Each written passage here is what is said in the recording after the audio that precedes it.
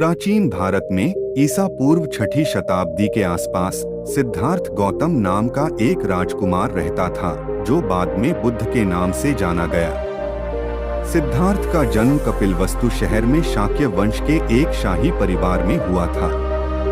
उनके पिता राजा थे शुद्धोदन, अपने बेटे के भविष्य के बारे में बहुत चिंतित थे और उसे जीवन की कठोर वास्तविकताओं से बचाने की कोशिश कर रहे थे।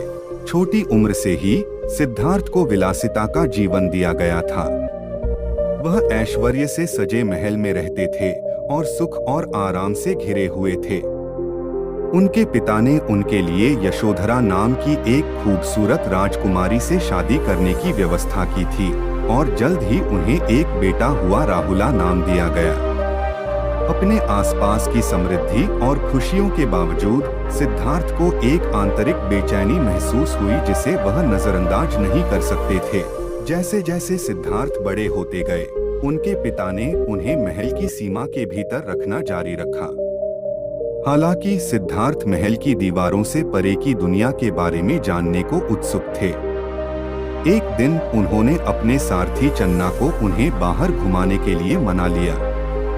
यह भ्रमण सिद्धार्थ के जीवन को गहराई से बदल देगा।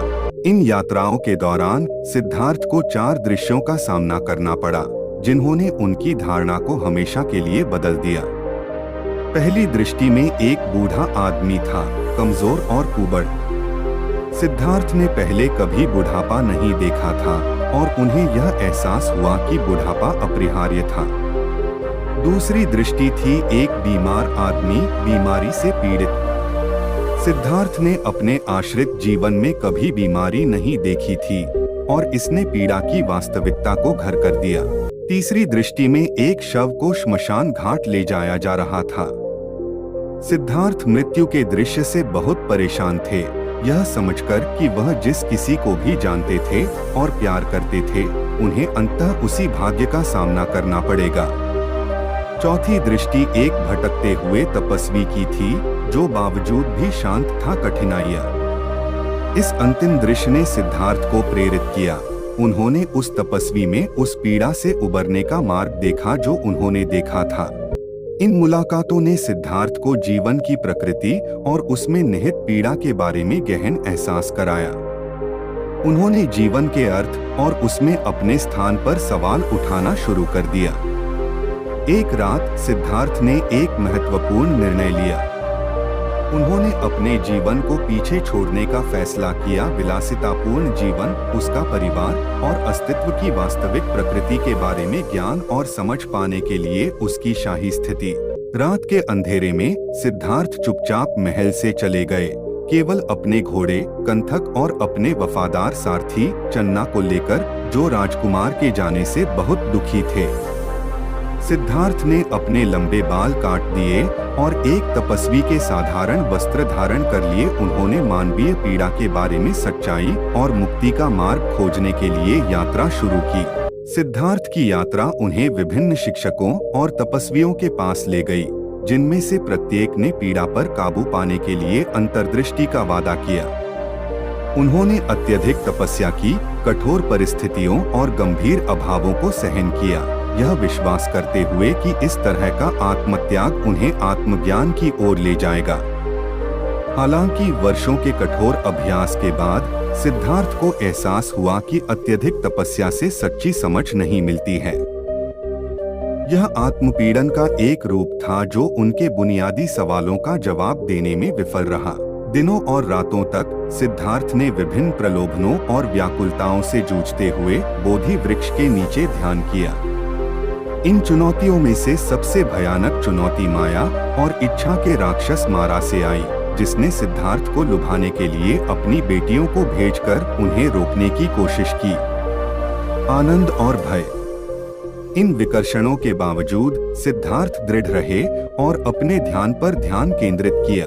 पूर्णिमा की रात को सिद्धार्थ को गहन जागृति का अनुभव हुआ। उन्होंने दुख की प्रकृति, उसके कारणों और उस पर काबू पाने के मार्ग के बारे में अंतर्दृष्टि प्राप्त की।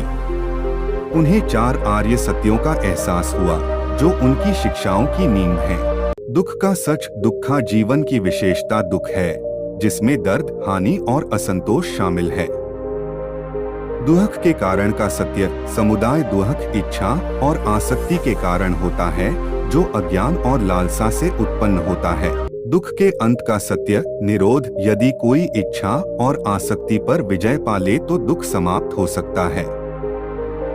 दुख को समाप्त करने के मार्ग का सत्य मग्गा दुख को समाप्त करने का एक मार्ग है, जिसे महान अष्टांगिक मार्ग के रूप में जाना जाता है, जिसमें अधिकार भी शामिल है। समझ, सही इरादा, सही भाषण, सही कार्य, सही आजीविका, सही प्रयास, सही दिमागीपन और सही एकाग्रता।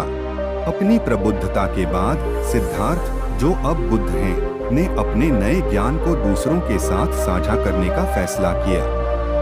उन्होंने सारनाथ की यात्रा की, जहां उन्होंने अपने पूर्व तपस्वी साथियों से मुलाकात की। वे शुरू में संदेह में थे, लेकिन उनकी शिक्षाओं से गहराई से प्रभावित हुए। इस मुलाकात ने बुद्ध की पहचान को चिह्नित किया। पहला उपदेश, जिसे धम्मचक्कपवत्तन सुत्त या धर्म चक्र की गति की स्थापना के रूप में जाना जाता है। बुद्ध की शिक्षाएं पूरे भारत में तेजी से फैलीं, जिससे कई अनुयायी आकर्षित हुए। उन्होंने नैतिक आचरण, ध्यान और ज्ञान के महत्व पर जोर दिया। उनकी शिक्षाएं क्रांतिकारी थीं, क्योंकि वे जाति, लिंग या सामाजिक स्थिति की परवाह किए बिना सभी के लिए सुलभ थीं। उन्होंने लोगों को प्रोत्साहित किया, सिद्धांत के अंधपालन के बजाय व्यक्तिगत अनुभव के माध्यम। अगले 45 वर्षों में बुद्ध ने बड़े पैमाने पर यात्रा की, जीवन के सभी क्षेत्रों के लोगों को पढ़ाया और मार्गदर्शन किया। उनके भिक्षुओं और ननों का समुदाय बढ़ता गया और उन्होंने अपनी शिक्षाओं को संरक्षित करने और फैलाने के लिए एक मठवासी व्यवस्था की स्थापना की। वह अपनी करुणा के लिए जाने जाते थे, ज्ञान और सादगी, और उन्होंने विनम्र सेवा का जीवन जिया। अपनी मृत्यु से पहले बुद्ध ने अपने शिष्यों को संबोधित करते हुए उन्हें याद दिलाया कि वह भगवान नहीं बल्कि एक मार्गदर्शक थे, जिन्होंने उन्हें मुक्ति का मार्ग दिखाया था।